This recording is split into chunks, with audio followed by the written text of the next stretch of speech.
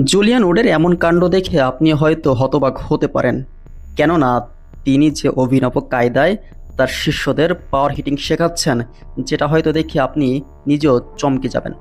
কেননা এবারে Asia cup অনুষ্ঠিত হচ্ছে T20 ফরম্যাটে, যেখানে যে দল যত ভালো পাওয়ার হিটিং করবে তারাই সাফল্য লাভ করবে।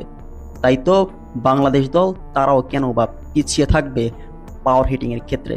তাই তো জুলিয়ান নিয়ে উডকে কাজ করলেও সরিয়ে আনা হয়েছে জুলিয়ানের প্রিয় শিষ্য এশিয়া কাপের আগে। জাকের আলী। টাইগাররা এশিয়া কাপে দেখাতে চায় তাদের পাওয়ার হিটিং। তাই তো জুলিয়ান উড হাতুড়ি দিয়ে পাওয়ার হিটিং শেখাচ্ছেন তার শিষ্যদের। তবে মাঠে কতটা কাজে খাটবে সেটা এখন দেখার বিষয়। তবে এমন অভিনব কায়দা দেখে হয়তো আপনি নিজেও অবাক হতে পারেন।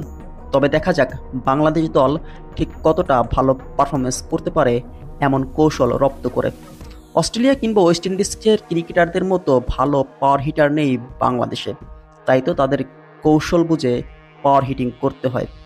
তবে দেখা যাক এবারের এশিয়া কাপে ঠিক কতটা ভালো পারফরমেন্স করতে পারে লিটন দাসের দল।